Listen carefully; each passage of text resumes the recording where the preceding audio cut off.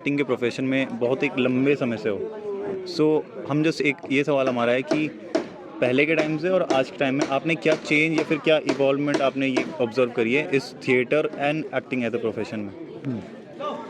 देखो ऐसा है बेटा, बेसिकली तो मैं साइंटिस्ट हूँ और this theatre and acting I developed as a hobby.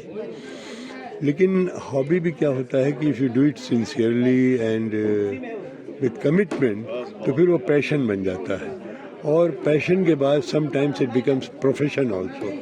Because जैसे डॉक्टर श्री राम लागू थे, ही left practice.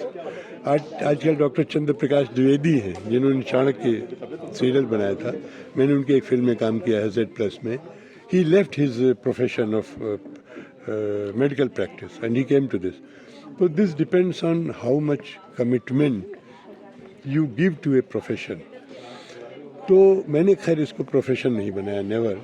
I remained a scientist and I retired as head of biochemistry and in directors grade from Central Drugs Institute. लेकिन पहले में अब में फ़र्क ये हो गया है कि पहले जब हम एक्टिंग करते थे that used to be totally स्वांतः सुखाए, अपने उसके लिए करते थे।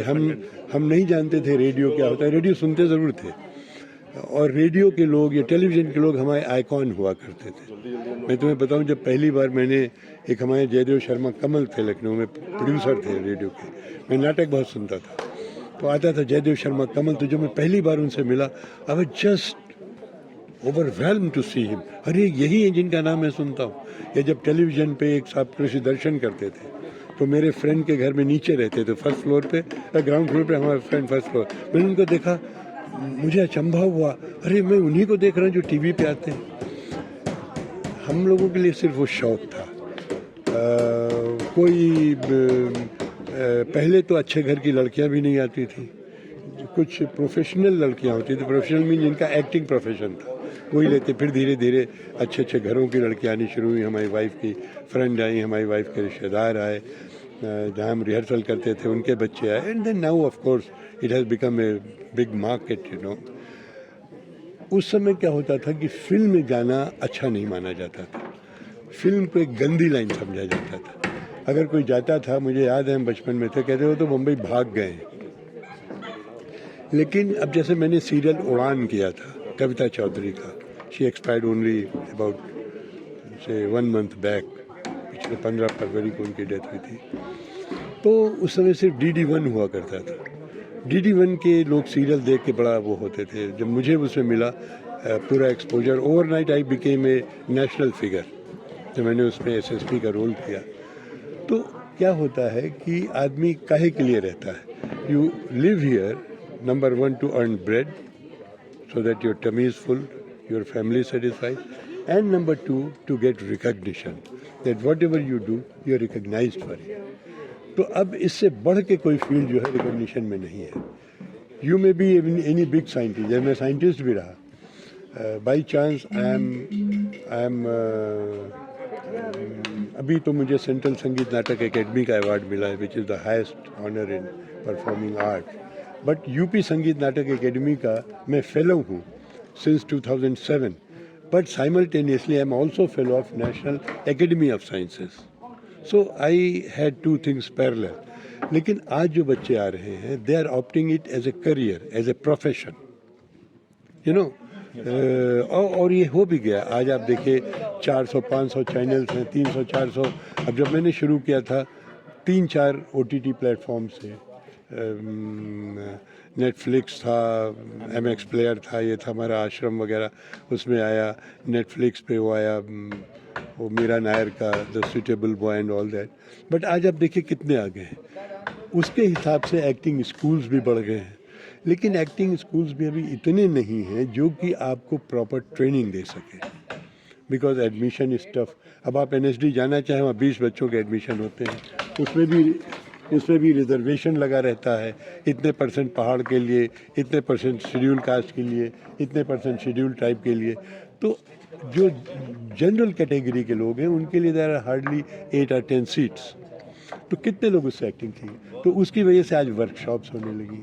और मेरा ये मानना है कि जो ट्रेनिंग इंस्टीट्यूट्स हैं, गवर्नमेंट इंस्टीट्यूट छोड़ करके जो बाकी प्राइवेट है, जैसे बालाजी का है, उनका है विस्लिंग वुड्स, क्या नाम है, अरे जो बड़े भारी प्रोड्यूसर हैं उनका विस्लिंग वुड्स है, या अभी नोएडा में बने, दे आर डैम एक्सपेंसिव। आपको 15 दिन के लिए, महीने भर के लिए 2-3 लाख रुपए देने पड़ते हैं।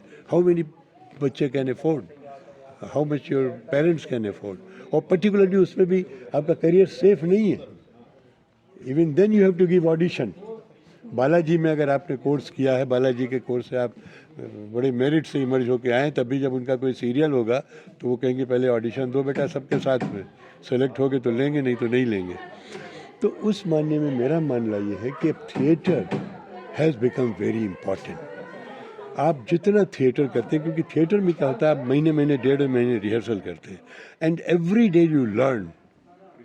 अब मैंने 25 डायरेक्टर्स के साथ काम किया है, मैं रंजीत कपूर के साथ भी काम किया है, बाबा कारंत के साथ भी काम किया है, बंसी कौल के साथ काम किया, ये जिनके 2 प्ले मैंने कल कर रहा हूँ, आज कर रहा हूँ, या 2 साल पहले यहाँ किया, शुभदीप राहा के साथ काम किया है। सो या कल जो हमारी हीरोइन है उनके डायरेक्शन में मैंने काम किया है।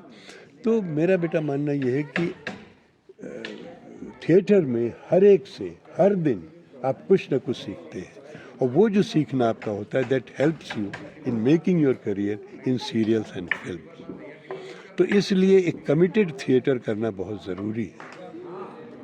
अब लोग आजकल के बच्चे कह अरे यार मैंने अपना रोल कर दिया, बस ठीक है, याद हो गया, कल कर लेंगे जा करके। नो, थिएटर में your rehearsals are reflected in your performance. So more you rehearse, more you learn, more you get into it. तो बस यही है, आप लोग मास कम्युनिकेशन में हैं, बहुत अच्छी बात है। आज बड़ा स्कोप है मास कम्युनिकेशन का, because with the expansion of this media, you know, internet and lot of, मैं तो सब जानता भी नहीं हूँ बहुत सी चीज़ें। See I am going to be 81 years, but nowadays तमाम चीज़ें आप लोग कर सकते हैं।